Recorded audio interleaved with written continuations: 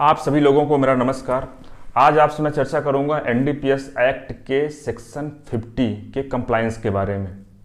साथियों, NDPS act में धारा 50 का पालन करना होता है, ये हम सभी को पता है, लेकिन पालन कहाँ पे नहीं करना होता है ये भी जानना जरूरी है। आप लोग जब मुझसे अपना मामला शेयर करते हैं, कई बार जब आप लोगों से मैं चर्चा करता हूँ आपके केस की, तो मुझे ये जानकारी होती है कि काफ़ी सारे लोग हर एनडीपीएस के मामले में ये कहते हैं कि यहाँ पे धारा 50 का पालन नहीं हुआ है, इसलिए हमको बरी कर दिया जाए।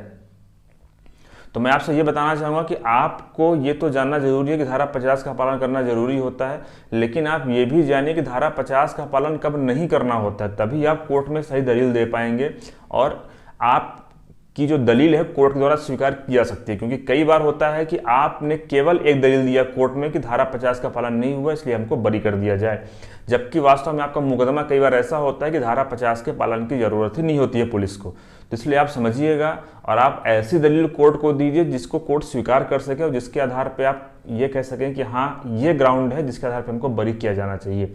अब आपसे मैं आज एक जिस केस की चर्चा कर रहा हूँ रिसेंटली सुप्रीम कोर्ट से डिसाइड हुआ है, यह है स्टेट ऑफ केरला वर्सेस प्रभु के नाम से 20 अगस्त 2024 का जजमेंट है। अब इस केस की कहानी कुछ ऐसी है कि इस केस में साथियों एक व्यक्ति है जिसके बैग से 2 किलो गांजा जब्त होता है। अब ध्यान दीजिएगा आप, उसके बैग से 2 किलो गांजा जब्त हो रहा है, ना कि उसकी बॉडी से। 2 किलो गांजा जब्त होता है, मुकदमा चलता है ट्रायल कोर्ट में। ट्रायल कोर्ट उसको 5 साल की सजा और 50,000 जुर्माने से दंडित करता है। जो आरोपी है, जो अपराधी है, वो अपील करता है हाई कोर्ट में। हाई कोर्ट उसकी अपील स्वीकार कर लेता है और उसको बरी कर देता है। वजह क्या थी? धारा 50 का पालन नहीं किया गया। अब हाई कोर्ट के फैसले के खिलाफ जो स्टेट है वो पहुंचता है सुप्रीम कोर्ट। सुप्रीम कोर्ट में दलील दी जाती है कि चूंकि जो जब्ती हुई है वो आरोपी के बैग से हुई है, ना कि बॉडी से हुई है, इसलिए यहाँ पे धारा 50 के कंप्लायंस की जरूरत नहीं है। सुप्रीम कोर्ट में जब ये दलील दी गई, सुप्रीम कोर्ट ने कहा बिल्कुल सही बात है। सुप्रीम कोर्ट का एक लैंडमार्क जजमेंट भी है, सन 2023 का है। यह Vijay Ranjan Kumar Chadha versus state of Himachal Pradesh के नाम से लैंडमार्क जजमेंट था धारा 50 के कंप्लायंस के बारे में।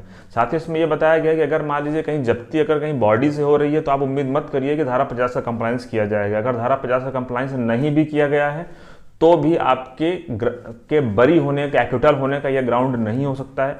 तो इस तरह की दलील आप कोर्ट में मत दीजिए जिसको कि सुप्रीम कोर्ट ने पहले ही रिट्रेट कर चुका है, पहले ही कई बार बताया जा चुका है सुप्रीम कोर्ट के द्वारा कि धारा 50 का पालन करना कब जरूरी है, कब जरूरी नहीं है।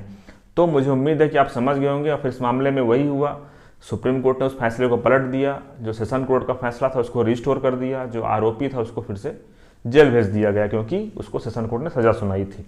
तो मुझे उम्मीद है कि आप समझ गए होंगे कि हर एक मामले में धारा 50 का पालन करना जरूरी नहीं होता है। जहां खासकर जो जब्ती हो रही है वो बैग से हो रही है या फिर किसी दूसरी जगह से हो रही है, किसी पब्लिक प्लेस से हो रही है, वहां पे। धन्यवाद।